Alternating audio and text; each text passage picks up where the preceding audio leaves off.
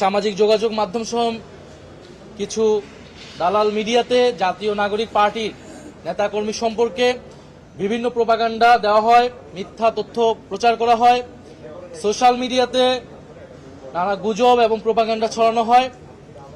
যারা চায় না যে একটি নতুন রাজনৈতিক শক্তির উত্থান ঘটুক, তারা পরিকল্পিতভাবে এই গোষ্ঠীগুলো আমাদের বিরুদ্ধে অপপ্রচার চালাচ্ছে। তারা যাতে এই বিষয়ে সচেতন হয় এবং সামাজিক যোগাযোগ মাধ্যমে যাতে সেই সমন্বিত নেটওয়ার্কটি জাতীয় নাগরিক পার্টি তৈরি করে।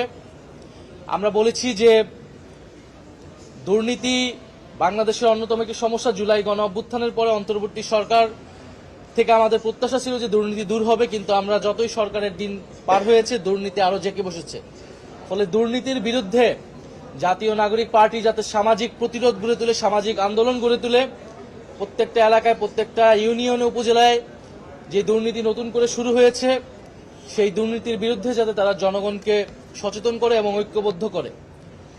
ফলে এই দুর্নীতি এবং মাফিয়াতন্ত্রের বিরুদ্ধে আমাদের এই লড়াই চলমান থাকবে এবং নতুন বন্দোবস্তের প্রতিষ্ঠার জন্য, নতুন সংবিধানের জন্য জাতীয় নাগরিক পার্টি আগামী দিনে যে কর্মসূচি নিবে, আমরা জুলাই পদযাত্রা যেরকম জেলা ভিত্তিক, জেলা সদর ভিত্তিক কর্মসূচি নিয়েছিলাম, এবার আমরা বলেছি আমরা উপজেলা ভিত্তিক কর্মসূচি নিব। আমরা প্রত্যেকটা উপজেলায় যাব এবং আমাদের অলরেডি উঠান বৈঠক নামে একটি কর্মসূচি চলমান আছে গ্রাম এবং ইউনিয়ন পর্যায়ে। আমরা এবার উপজেলা ভিত্তিক কর্মসূচিতে যাব এবং জাতীয় নাগরিক পার্টির যে 24 দফা কর্মসূচি রয়েছে, সেই 24 দফা কর্মসূচির প্রচারণা নিয়ে আমরা মানুষের দ্বারে দ্বারে আবারও যাব।